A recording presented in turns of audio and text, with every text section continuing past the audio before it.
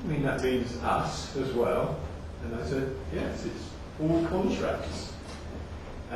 So in a way that wasn't a surprise to them either, but it gave them, I think, gave them internal recognition of the reasons that they were addressing these issues within their own business. So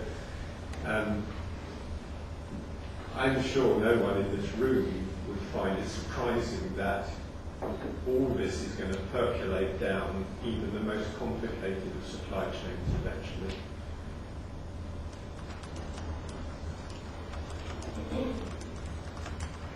Good morning, I'm Martin Gibson from Environment. Chris, I was fascinated by a couple of your comments about behaviour change. First of all, you said it's low cost, but also the change in your data centres, about how you get that change in thinking. I just wondered if you had any really good tips on how to change behaviour rather than just technology.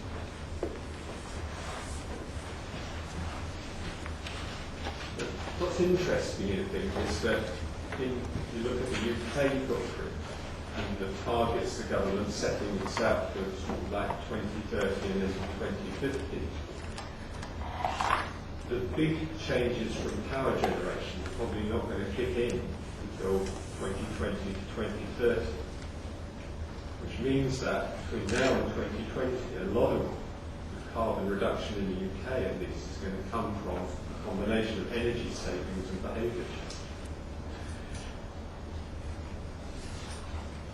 Communication, constant sort of trickle of communication and events and so on around the business raises awareness. We are establishing carbon clubs, so we've got carbon busting clubs with people who are very keen to participate in the activities around the business, and we are launching those next Friday in BP, and we're beginning to get about 20 to 30 clubs going initially, and hopefully that will roll out and expand across the business. So that's like a ground level activity.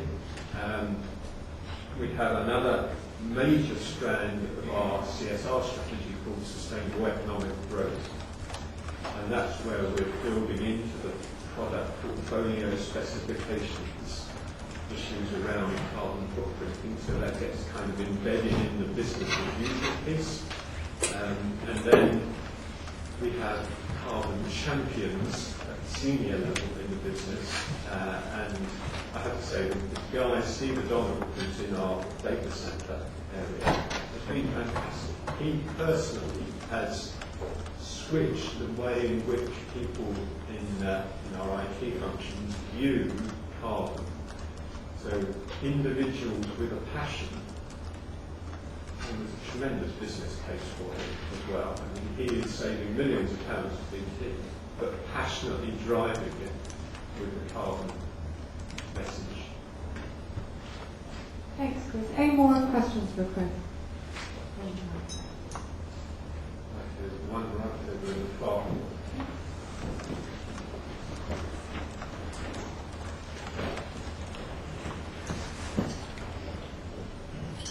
Jenny Alden from ERM. Chris, coming back to your comment actually in the previous panel where you were talking about climate change risks associated, for example, with infrastructure located in floodplains, I wondered whether as part of that risk assessment exercise you would also look into your supply chain, and if not, how you're tracking climate change risk in your changing supply base.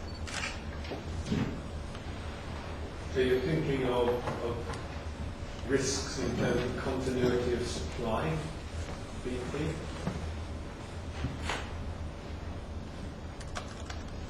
That's not an issue we've looked at in any detail, say. A lot of the time we do have various sources of supply. A lot of our critical suppliers have various locations of supply. But I think it's a very interesting point because increasingly supply comes from the Far East, and we've got operations a lot of operations in India, for example. We had at home 6 centimetres of rain in 24 hours this weekend. In Mumbai, a few years ago, was, I think it was 1 to 2 metres in 24 hours. Imagine 1 metre of water falling down on top of your head in 24 hours. And these places, the infrastructure, in terms of it's not as robust as it is here. So looking at these issues internationally as well, that's important. So yeah, I think it's a good point. We ought to perhaps look a bit more closely at continuity of supply across the world. One thing of interest I did hear the other day was that if organisations offer, as part of the contract, continuity of supply, which is what we do to many of our customers, of course, then at the moment, acts of God are deemed to be outside of that contractual liability. There are lawyers now arguing that extreme climate events, weather events, may no longer be unforeseeable as the climate changes. So there's interesting liability issues contractually coming. Thank you very much, Chris. Thank you.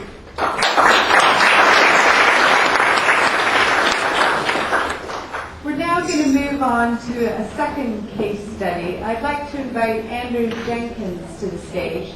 Andrew is Sustainable Development Manager for Boots, and he's going to tell us about low carbon shampoo. Thanks.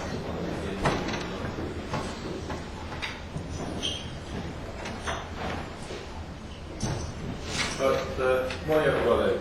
I've been asked a case study on some work we've been doing on carbon footprinting of our products, and in particular carbon footprinting work we've done on shampoo, and moving on from that, some work we've been doing with Carbon Trust on the carbon labelling of products as well. I'm sure you're all aware of EcoSecurities, boots retail as we call it. We're a very complex business, selling a vast range of products, over 30,000 product lines, for over 1,400 stores. And obviously we're talking about trying to measure our carbon footprint. It is an incredibly complex process, and how you actually sort of come up with this work through a business of this nature is a sort of challenge which we're just starting to understand. What you may not be aware of is that we also have an internal supply chain.